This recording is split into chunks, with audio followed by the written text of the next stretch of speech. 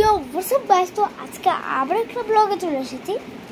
তো আমি যখন ব্লগটাকে বন্ধ করলাম ওই বিরাট ঘটনাটা আজকেই রাত, তো তখন আমি ভাবলাম যে না আজকেই পোস্ট দিয়ে দিই, কারণ কালকে যে কষ্ট হয় আমার স্নান করতে হয়, তারপরে ব্রাশ করতে হয় না, ওগুলা করতে করতে ব্লগটা হয়ে যায়, মানে নিতে পারি।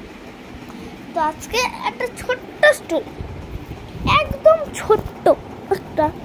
ছোট্ট একটা স্টোরি আমি বলতে যাচ্ছি।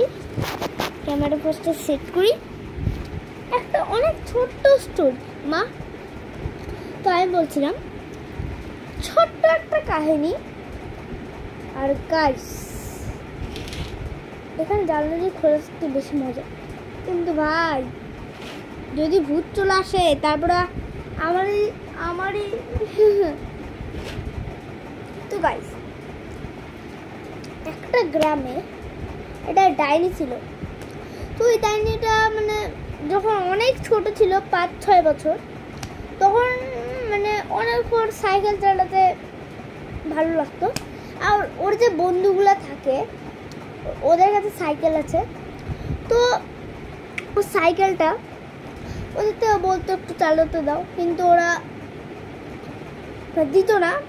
তো ও কিনতে পারতো না, কারণ ও অনেক ভিখারি ছিল ওর জন্য। আর ওর বাবার কাছে বায়না করে যে বাবা আমাকে একটা সাইকেল কিনেই দিতে হবে নতুন। তো বলে যে বাবা আমার কাছে তো এখন টাকা নেই, তো আমি কিভাবে দিব। তো এবার একদিনকার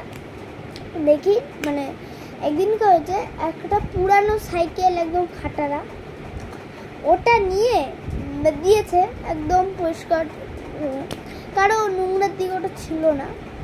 এবার ওটা যখন চালাচ্ছিল তখন একটা অ্যাক্সিডেন্ট হয়েছে, মানে গাড়ির সাথে সাইকেলের ধাক্কা। আর গাড়িটা ছিল হচ্ছে 100 স্পিডে। তো তাহলে ভাবো, কারণ সাইকেল এত আর গাড়ি এত, তো তোমরা ভাবো যে কত ওর লেগেছে।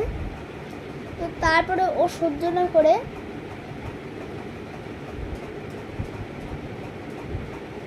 মরে গেল।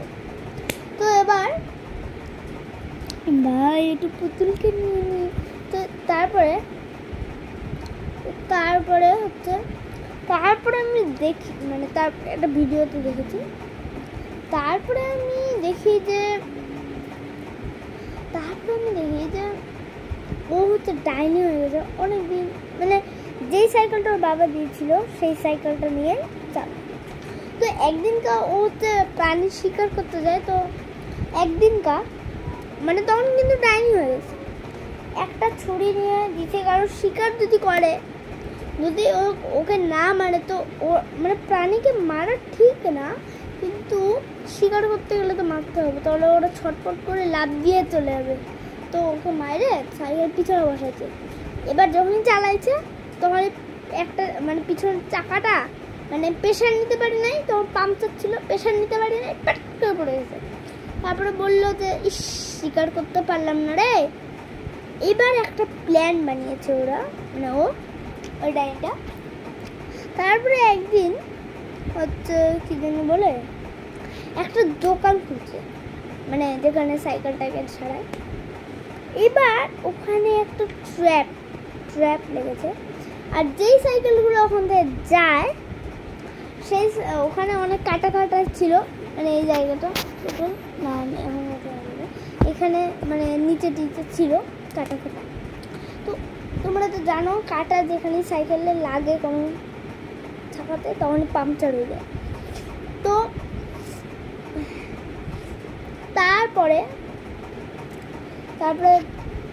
আর গাইস এত ঘুম পাচ্ছে কেন, মানে রাত তো তারপরে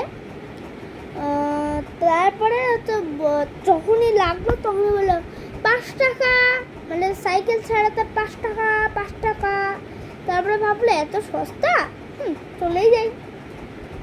তো তারপরে গেছে, বলছে যে একটু দূরে যাও, আমি বানিয়ে দিয়ে দেবো। তারপরে একটা ছেলে বলছে যে না আমার সাইকেল ছেড়ে কোথাও যাবো না। বলছে না বাবা যেতে হবে, কারণ আমার থেকে যদি শিখে নাও তারপরেও গেল একটু নদীর পার থেকে ঘুরে আসলো, তারপরে দেখে ওখানে তো দোকানটাই নেই। ওই দোকানটা গায়েব, আর যেখানে কাটা ফাটা ছিল ওটাও গায়েব। তারপরে ও কান্না করতে করতে করতে করতে ওর বাড়ি গেল। তারপর সব ঘটনা ওকে বলল, মানে ওর বাবাকে। তারপরে নেক্সট ডে, মানে পরের দিন এমন হয়েছে যে ওর একটা বন্ধুকে, ওর নাম হচ্ছে বন্ডল, তো ওকে ওর বাবা একটা নতুন সাইকেল পুরো ব্লু ওটা নিয়ে এসেছে। তো তারপরে ব্যাপারটা এরকম, কাল ছাড়া গেল না দেখলাম, যাই হোক ওগুলো ছাড়ো। তো তারপরে আমার ভয় লাগতেছে বলতে, জানি না ঘুমাতে পারবো কিনা লাইট অফ করে। তো তারপরে